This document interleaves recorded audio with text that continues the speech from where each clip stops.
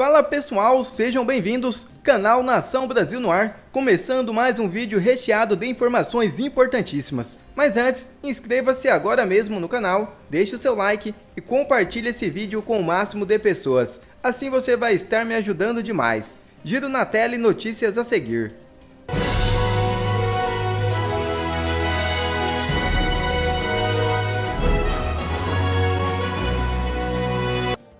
Sincericídio. Paulo Pimenta, em entrevista à TV PT, afirma que Lula foi eleito com 39% dos votos. É isso mesmo, veja o vídeo. O Paulo Pimenta, falando sobre, numa entrevista à TV PT, desculpa, minha audiência, não avisei antes para tomar um sorrisal, me perdoe, entrevista à TV PT, falando sobre a eleição de Lula. Parece-me que rolou um sincericídio ali. Aperta o play, Edson. Vamos lá. Por gentileza, cadê o áudio? Volta aí para mim, Edson. Não, porque na verdade nem o computador que é o vídeo.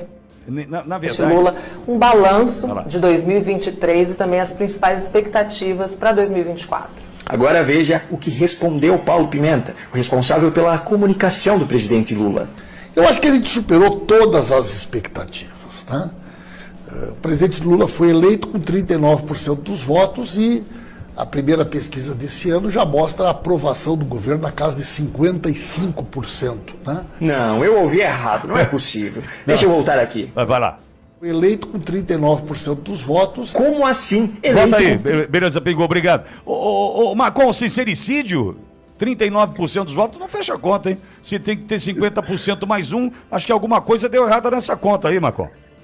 Olha, deixa eu só fazer um comentário, Pitola. Enquanto fazia o comercial, aí eu olhava aqui pro lado e pensava, será que o Emílio não vai entrar hoje? Quando eu volto, assim, o Emílio, assim, levei um susto e disse, meu Deus, o guri não morre mais tão cedo, né? Porque apareceu a careca reluzente aqui na minha frente.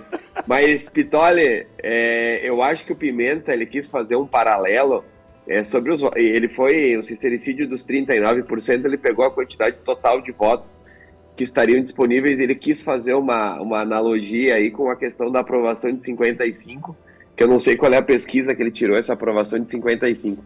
Tu sabe que o Pimenta vem sendo muito criticado porque a comunicação do governo ela vem passando do fiasco, do ridículo, né? A gente tem aí uma live de um presidente que colocava 1/3 de pessoas que a Rádio Auriverde coloca no mesmo horário aqui. É o presidente da República, né? Com todo respeito, né, Pitoli? A gente está longe do cargo de presidente da República. E com 55% da aprovação, né, Marcão? Exatamente, né? Não consegue sair na rua. Então, o que acontece? O governo vem gastando muito dinheiro, a gente vê na grande imprensa. Por exemplo, a Globo, ela é um braço do governo. A gente tem repórteres ali que envergonham a profissão de repórter porque eles não dão notícia, eles dão opinião. Inclusive, o jornalismo da Globo, que outrora, se é que algum dia teve algum respeito, hoje ele é motivo de piada, né? Em todo lugar que tu vai, a pessoa comenta sobre aqueles jornalistas que estão falando aquilo. Então, o dinheiro que vem sendo gasto pelo governo para tentar melhorar a imagem do presidente não vem se confirmando. E ao contrário do que o próprio Pimenta falou, o Emílio e o Melão estão aí para não me deixar mentir, se tu pegar todos os gráficos de aprovação, ela vem caindo.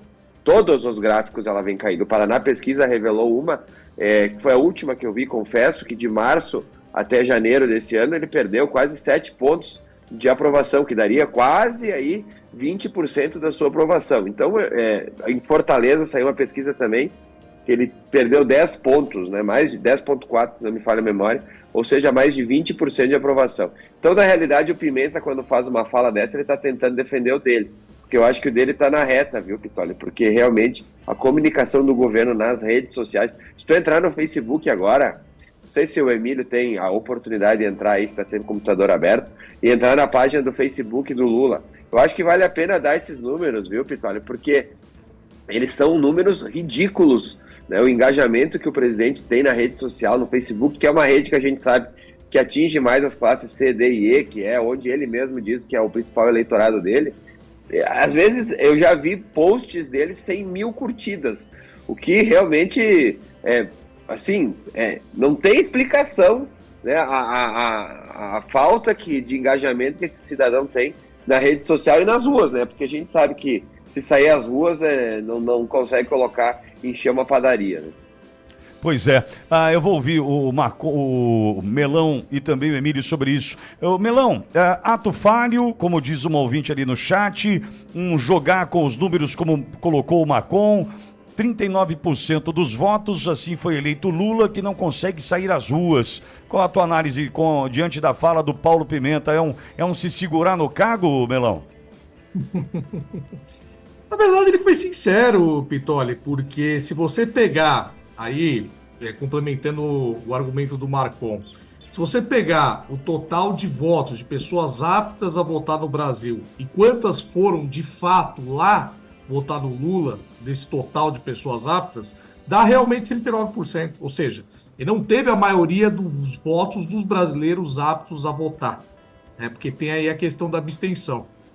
Então, o que ele tentou fazer, e acabou cometendo aí essa confusão toda, foi tentar mostrar que, olha, a aprovação está de 55%, considerando por eles que, quando você faz a pesquisa, você não faz apenas com os eleitores que, teoricamente, foram votar, mas com o universo do Brasil inteiro, de todos os eleitores poderiam ter votado. Ele quis fazer uma jogada ali para promover, para dizer, olha, Lula teve 39% dos votos, as pessoas foram lá votar nele, mas no total agora, 55% aprova ele, para tentar dizer que tem uma maioria do Brasil, aprovando o governo Lula, o que é mentira, porque a gente viu, o Marcon destacou bem, pesquisas mostrando que caiu. Tem um Poder Data aqui, para usar até um outro instituto, que mostrou aqui que teve queda de 6 pontos, caiu agora 46, e a desaprovação subiu 5 pontos percentuais, que era de 39, segundo essa pesquisa, e agora são de 44. E aí tem uma série de outras pesquisas também mostrando situações semelhantes. Então eu não sei que pesquisa é essa. Olha, nem na mais otimista aqui eu vi esse número de 55% que o Paulo Pimenta apontou. Silvio Almeida, ministro dos Direitos Humanos do governo Lula, desfila na Vavai ao lado de incendiário criminoso. É isso mesmo. Eu vi, todos nós vimos, esta cena. Coloca o Silvio Almeida no carro alegórico e tem um truta do lado dele. Tem dois, né? Mas tem um truta ali do lado, do canto direito, que, não sei se vocês lembram, é o cara do Entregadores Antifascistas.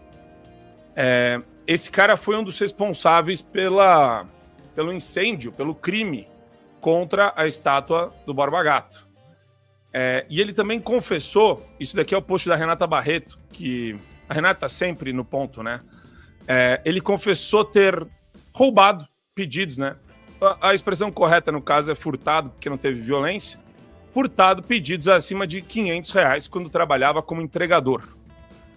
No desfile a Vai, a Renata fala que homenageou o hip hop. Ele estava ali, ó.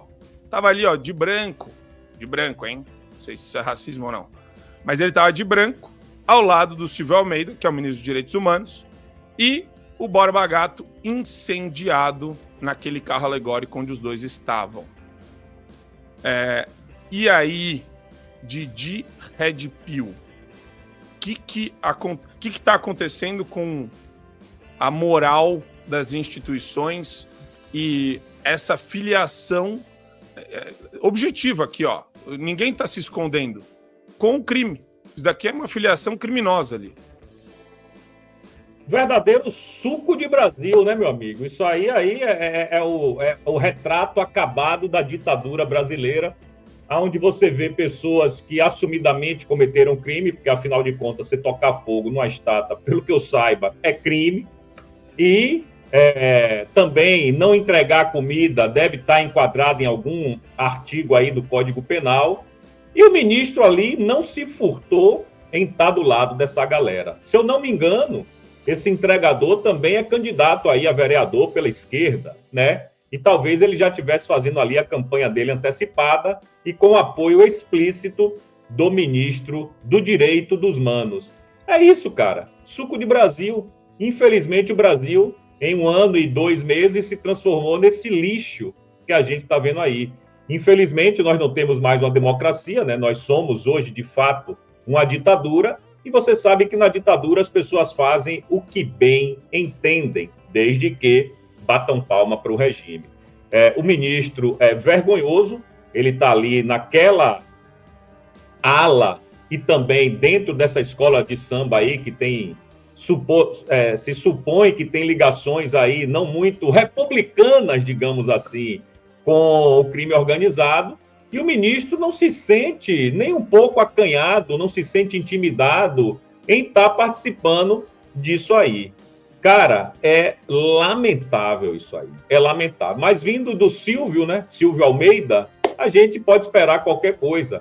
Um cara que recebeu lá no... A gente não pode esquecer, hein? Que ele recebeu lá no ministério dele, não poderia... Acho que não foi ele exatamente que recebeu, mas o ministério dele recebeu a dama do tráfico.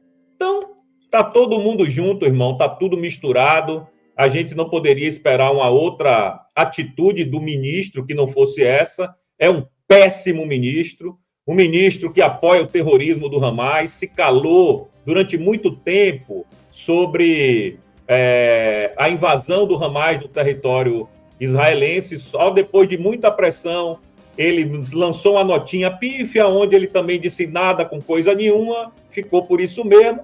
Cara, a gente vai ter que aturar esse tipo de gente e esse tipo de atitude enquanto o regime perdurar.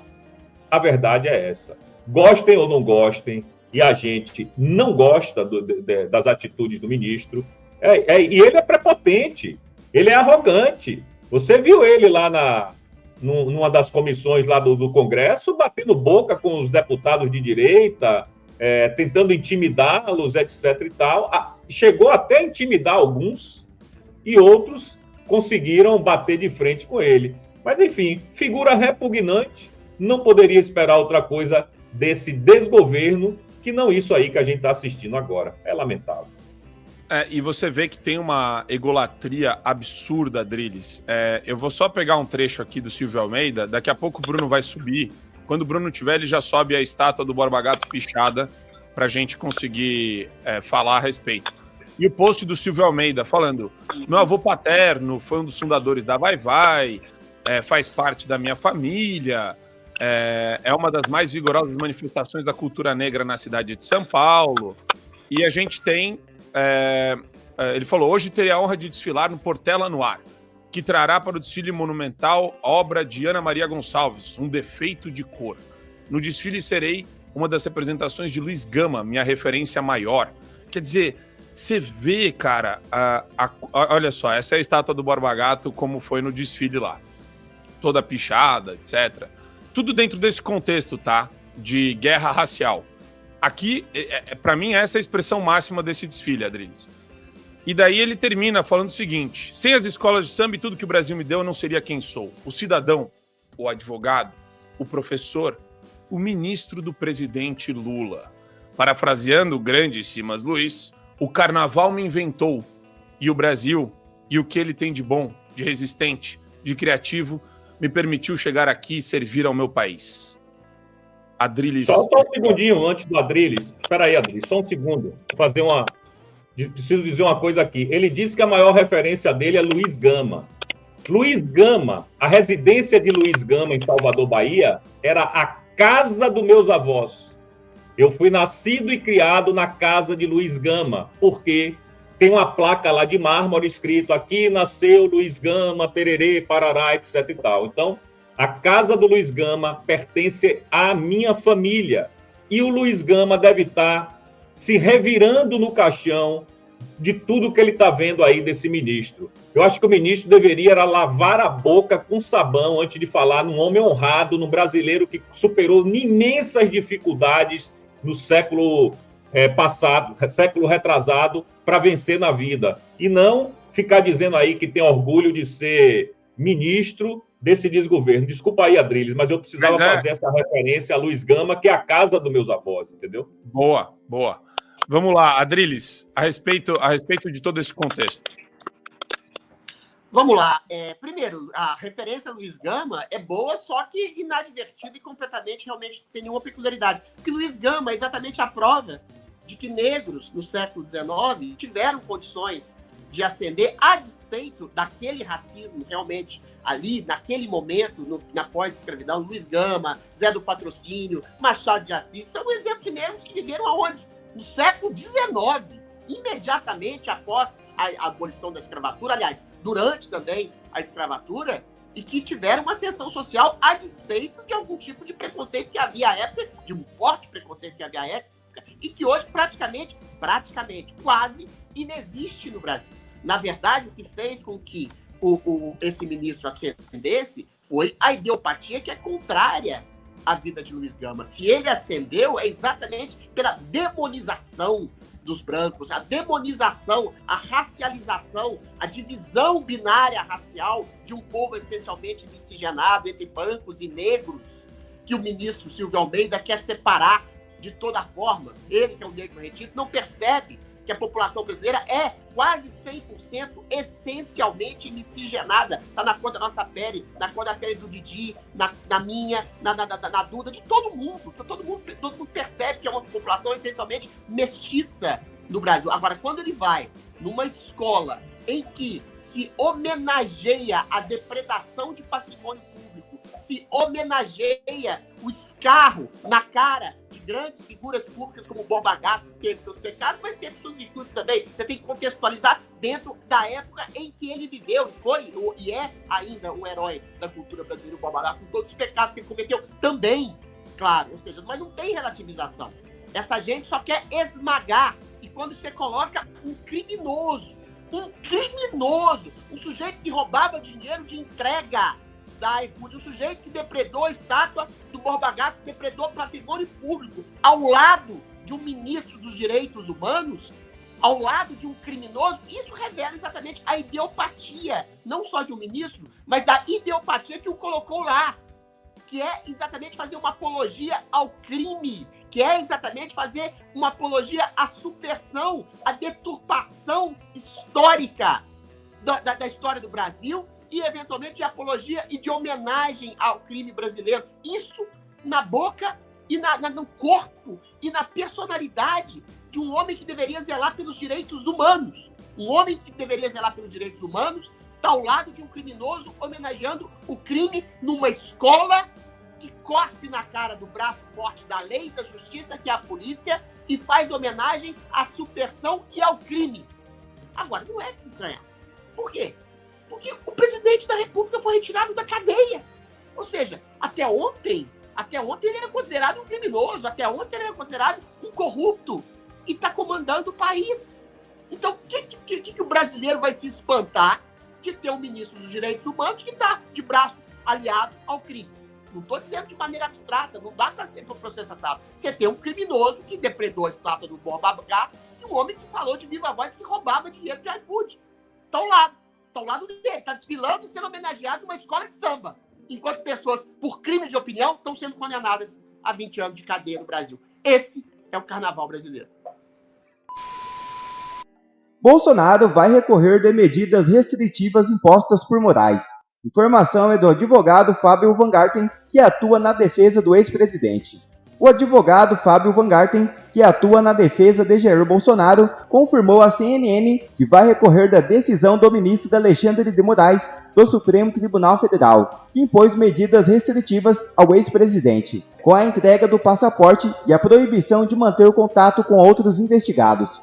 Segundo a emissora, a defesa vai argumentar que não há elementos que justifiquem a apreensão do passaporte. Além disso, Bolsonaro tem vários convites para viagens ao exterior. Um deles foi feito por autoridades israelenses, para que o ex-presidente visite locais onde ocorreram ataques terroristas do Hamas em 7 de outubro. O advogado também disse que Bolsonaro recebeu convites internacionais para visitar campos de concentração na Polônia e participar de encontros no Bahrein. Em razão disso, Van Garten deve argumentar que a retenção de passaporte representa um cerceamento da atividade política do ex-presidente. Inicialmente, o recurso é encaminhado ao relator do processo, no caso Moraes. Se for rejeitado, o pedido deve ser submetido à análise do plenário. Convocação de Bolsonaro viraliza e alcança todo o país. É isso mesmo. Tão logo o presidente Bolsonaro fez uma convocação do povo brasileiro para uma manifestação na Avenida Paulista no dia 25 de fevereiro. Seus apoiadores começaram a organizar caravanas para o evento, partindo inclusive de diversos estados. Estados como Santa Catarina, Paraná, Minas Gerais, Goiás, Mato Grosso do Sul, Espírito Santo, Distrito Federal e até Tocantins devem ter caravanas de ônibus marcando presença na Avenida Paulista. O evento deve contar com diversas lideranças nacionais da direita, incluindo Tarcísio, governador de São Paulo. Além disso, diversas cidades do Brasil prometem repetir o ato em apoio a Bolsonaro. A força de Bolsonaro contagia o Brasil e pode servir de vacina contra os excessos. Quer ver mais vídeos como esse? Então inscreva-se agora mesmo no canal, deixe o seu like e compartilhe esse vídeo com o máximo de pessoas. Assim você vai estar me ajudando demais. Fico por aqui, um forte abraço e que Deus abençoe a todos. Brasil acima de tudo e Deus acima de todos.